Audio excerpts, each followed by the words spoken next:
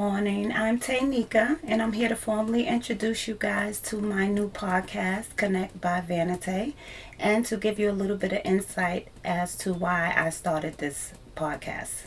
So let's get started with my name, Vanitay. I came up with that because I'm such a Christian and I'm really such a believer in God. So Vanny is for God, cleanliness, pureness, light, and Tay is the first three letters of my first name, which is Taynika. So I use Vanity on several of my business ventures. When I decide to do business, it's always something by Vanity. But this here podcast is not really about business. It's more personal to me because I wanted to reach out to people to be able to help them in some kind of way. And I know we think money is everything, but sometimes people need words that helps them. You know, words can help or words can harm. So that's why I decided to do this podcast, to reach out to some people that I feel need to be reached out to in today's times. So Connect, let me give you a little bit about Connect. I am a people person. So years ago when I was taking my associate degree in administrative support, I was working at a college and I was able to take free courses on the side. So I decided I used to just take all of these free courses, real estate, psychology, or whatever. So after I graduated from with my associate degree and wanted to get my bachelor's, I wound up having all of these credits, but not towards one thing. So when I was seriously like, okay, this is enough, I have to get my bachelor's degree, I went to SUNY Empire State College, and I asked the counselor, I said, listen, let's look at my transcript and see what I could get a degree in, because whatever you say, that's what I'm going to get a degree in. They have like exams for people who's like me, who's unsure of what they could get a degree in, because I feel like I'm everything. I could be so many things, and I am so many things, but you'll learn that about me later. So I told him to look at my transcript to see what I could take a bachelor's degree in, and he said that, oh, we have this bachelor's degree in human development with a concentration in psychology. I think this would be good for you because you obviously like psychology. I like to study people. Psychology is the study of the mind, and basically it analyzes people's behavior and come up with theories of why people are behaving in a deviant way, of course. Like, because psychology, we really don't study non-deviant people. It's always you're studying deviant, why people do the things that they do. So on top of that, I always been interested in crime, and I used to just read crime stories. I don't know if it's because my dad used to make me read the newspaper in front of all our guests on holidays, all our family. I used to have to stand there and read the newspaper, and he would just be so proud that I could read. And I just grew up always reading crime stories. I used to be at work like, oh my God, you know what happened? I know all the latest stories until today, like that I can really possibly keep up with. I know all the latest stories. I Google on my phone. I go crime NYC just to see what crime is happening in my neighborhood. I'm interested in other parts of the news, but I'm really more interested in crime. And so I went to John Jay College for criminal justice in 2021 to pursue my master's in criminal justice. So currently I am in my last class to earn my master's degree. This past December I also earned an advanced certificate in terrorism studies because I'm interested in people and I'm interested in crime, and I was always interested in why people committed the crimes that they did. So psychology is the study of the mind, and I took human development, which I studied people and what motivates them to do what they do. And then I took criminology and all of this in criminal justice, and I see some of the issues in criminal justice, and we look at some of the issues in our communities and in our societies. So with my love for people and studying people and my love for reading crime stories, I now have 2 degrees that I could put together, and then I could ask the question, what motivates people to commit certain types of crimes? So I believe that every crime is a motivation behind it. Like, so if somebody robs a bank, obviously they need money. So you don't know what what led to them robbing the bank. If we try to figure out those motivations before the crimes are actually committed, or not figure them out, or just talk and maybe allow people to tell us some of these things that they're going through before they commit a crime, then we will be able to reduce crime. And that's what this whole podcast thing with me is about, reducing crime. Hopefully this will be a crime deterrence for a lot of our individuals, particularly the youth, because we have a lot of youth who is going through a lot of things and it makes them commit crime. Idleness makes youth commit crime. If they have a lot of time on their hands, if they're not in school, if they're not being pushed to do something positive, they are more susceptible to get into a life of crime if they're not out here doing anything constructive and positive. So I feel like youth needs some people, adults that they can relate to, that they can look up to, and maybe also they need people that they can look at and say, okay, well, they've been in the same situation I'm in and they managed to overcome it. Maybe I can do the same things. And that's another point of this podcast, because believe it or not, I've been incarcerated before. I've never did time in a jail or a prison, but I've been to central booking here in New York 5 times in my 20s, 4 or 5 times, at least 4 or 5 times in my 20s for committing certain crimes that I did. I may have gotten away with it, thank God to our criminal justice system. Back then I wasn't the worst criminal, but indeed I committed crimes that I got arrested for, and the judge or the lawyer showed leniency on me. So, and I've committed crimes where I've got arrested for and God saved me. But we can talk about those crimes later. And that last time in central booking when I did, because you have to do like 24 hours every time you go there, so it's like 28 hours, I don't know, but I couldn't breathe, I couldn't eat, and I said the last time, I'm never coming back here, and I had to change my life. So I moved to another state, Virginia, and that's all here or there. So like I said, that will all come in another episode. Like I said, youth need someone they can relate to. I've been through these things. I've been through incarceration. I've been through the foster care system. I've had mental health issues, if you want to say that. I've been through domestic violence. I've been through a lot of the things where I personally can relate to a youth who decides to change their life, who wants to change their life. Hopefully, my goal is to have youth reach out to me if they're thinking about crime, or if they're having a bad day and they just really need somebody to vent to that really understands where they're at. Because I've been where you're at. I've been on the streets. I've been in trouble. I've been a drug user. That's another thing I went through. I've used drugs when I was in my 20s, and drugs is another avenue that leads you to crime.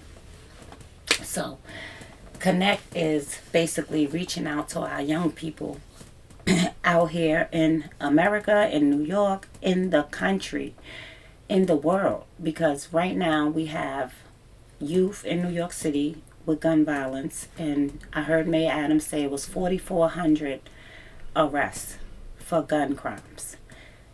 4,400 arrests for somebody like me who went to John Jay, who loved my people, is not a good thing. So maybe if we can reduce the crimes they're doing before they do them, versus just, we're just going to arrest everybody who do a crime. We need to do deterrence before these youth commit crimes. We need to have programs, rec centers, adults, communities. Everybody needs to be supporting these youth if they want public safety. If you want to have your community safe, we all need to come together and collectively work on this crime problem, which offenders are a part of the criminal justice system. So this is Connect, and this is what I love to talk about. I love to talk about people and why they do the things that they do, and I love to talk about crime. Not that I don't like crime, because it hurts people, it kills people. I love to help people though. So even criminals or people who are potential criminals or past offenders are to be loved. Everybody deserves to be loved. Everybody deserves to get a second chance. I'm glad that I was grateful enough.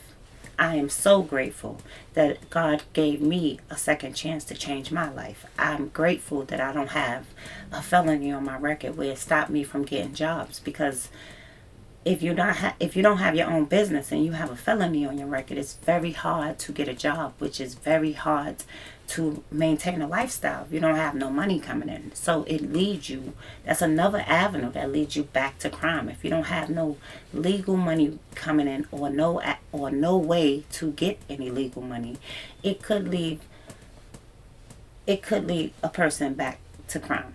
You know, it could lead to higher recidivism, them going back to jail, coming out, not being able to live in society or function in society, not being able to meet their basic needs, will lead them back to crime. So I'm not saying that the system is set up for us to be incarcerated, but it looks like it's designed for us to be incarcerated. But a lot of the system, a lot is not the system fault. A lot is psychology, how a person thinks. Until we change our minds about what we're going to do in life, we will still be involved in crime.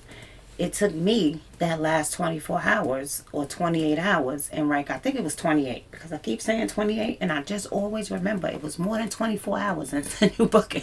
So that last 24 to 28 hours for me, I said to myself, this is not the life for me. This is not the life for me. When I was out there using drugs, I used to be crying, like praying, like, Lord, this is not me. Still smoking. Still tooting while I'm praying though. I'm praying, Lord, this is not me. Please help me. Please help me. Please help me. God helps us in the midst of our storm. That's why He is so wonderful. God helps us when we are all the way down there, and all we really have to do is ask. I am sitting here as a living witness to God's strength. If you knew me and you know my story, you will be surprised that I'm sitting here looking like this. I'm not insane. I'm not a crackhead. I'm not in jail. I'm just sitting here trying to reach out to other people, and hopefully they could see life for how I began to see it. I had to start loving myself more to know that I was better than this person who uses drugs, or this person who keeps getting in trouble and committing crimes, or this foster care that society puts a stigma on foster children, that they won't be anything in life. They don't have positive outcomes. I had to tell myself, I'm not going to be this single parent of 4 kids who lays on welfare. When you tell yourself certain things, you bring up affirmations in yourself, and then once God hears you, He activates all of these things in your life. And that's how He did me. I've overcame so many things, and I'm sure I'm not finished overcoming, and I'm still healing. It took me a long time to heal.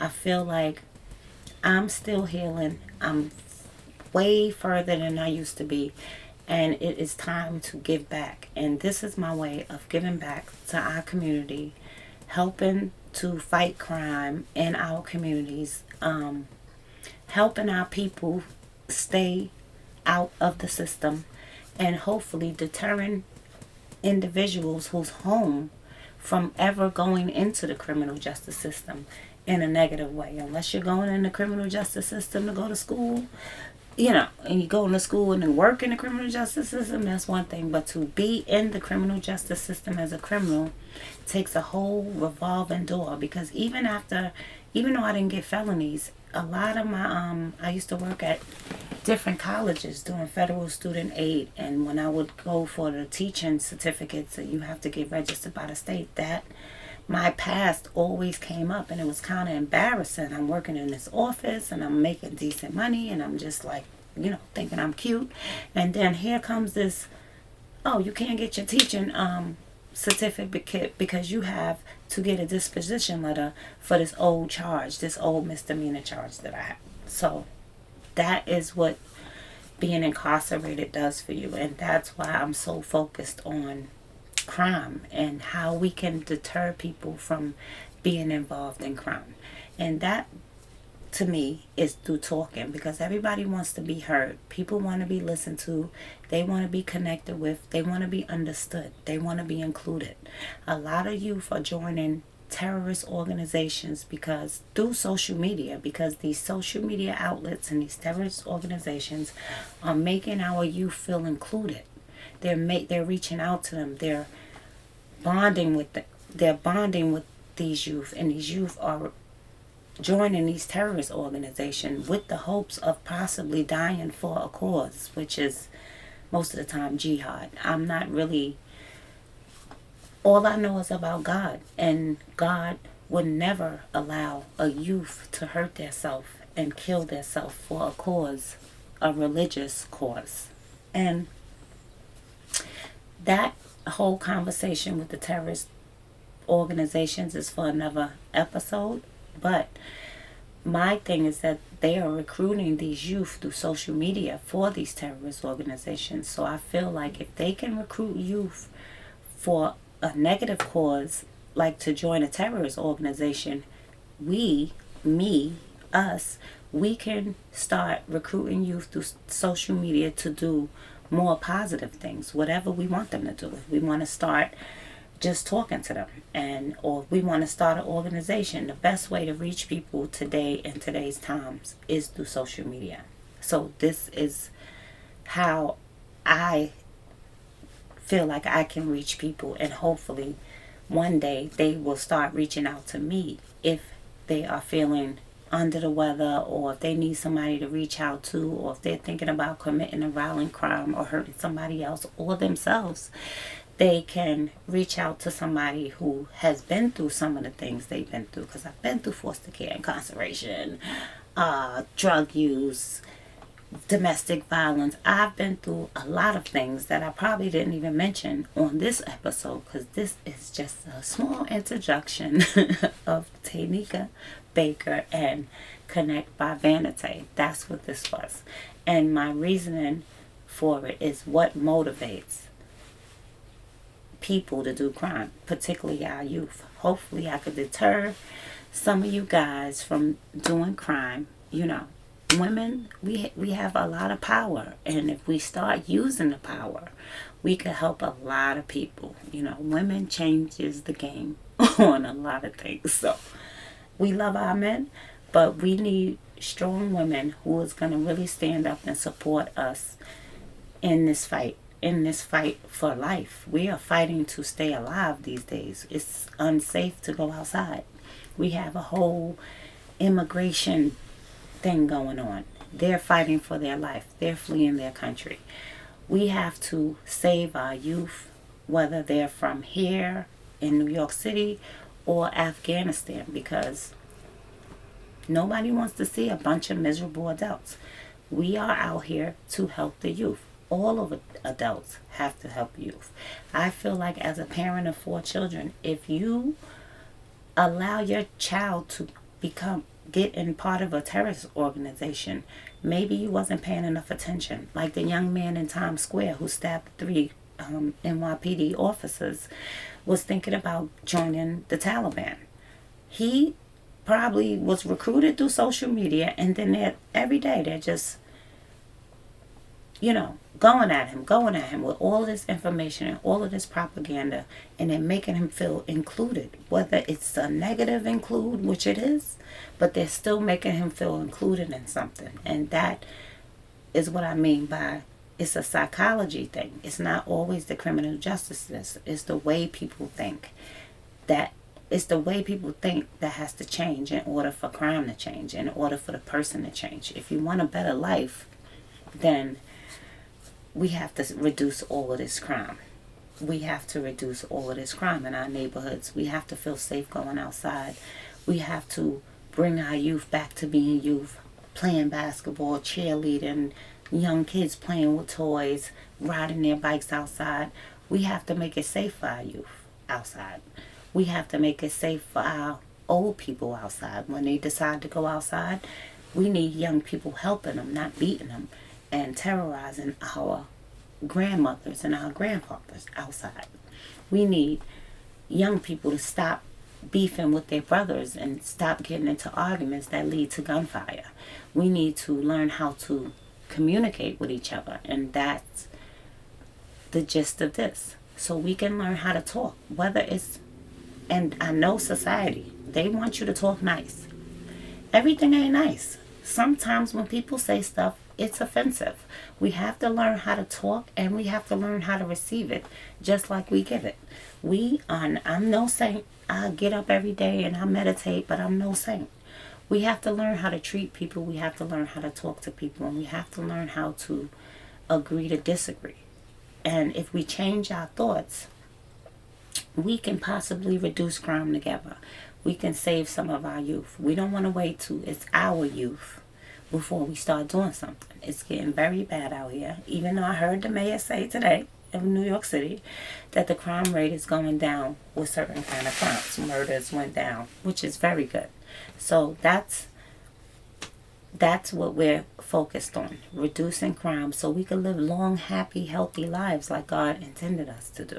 So this is my first podcast. I really appreciate y'all listening to my babble. I don't know if it's babble. I'm not really a good public speaker. I don't like speaking in front of crowds of people. So I've made this little space right here in my room for a little studio. So y'all guys are my studio audience, and I feel like I'm on a crisis, right? No, stop. No. You guys are the best for listening. I hope you like, comment, or subscribe on YouTube or whatever network this winds up on. I pray that this reaches the right ears and the right heads and the right hearts. And I hope that we continue or start spreading love throughout our neighborhoods and throughout our community and throughout our own lives. Learn to love ourselves more and learn to love our neighbors more. And thank you again for listening. May God bless you all, and you guys have a good day. Until next time, I will talk to you guys later.